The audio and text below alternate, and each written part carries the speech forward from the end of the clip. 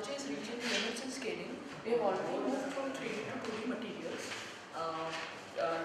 As the technology is scaling not only in X and Y dimension but also in Z dimension, so we were in the search of new materials. After the discovery of graphene, plethora of experiments started on investigation of 2D materials. Then many materials came like MOS2, WSE2, and then researchers from various groups started experimenting on those. That how to increase the speed, but as technology was reaching its limited scaling, there were many factors involved like shock channel effects and TIBL. So to overcome those effects, we needed some new methods. Then various methods were like when 2D materials were discovered, various experimental things were started, how to modify their band gaps and all.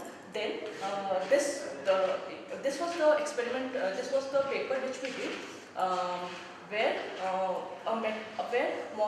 graphene was inserted between MOS2 and metal, and the Schottky barrier height was controlled. This was all done using a software called ATK, which uses density functional theory. So the density functional theory, basically the density functional theory is by first principle methods, where you only need the charge, density and location. Only by the charge, density and location you can tell many properties. The complications of solving the Schrodinger wave equation has now gone, and the software itself takes care of all those things.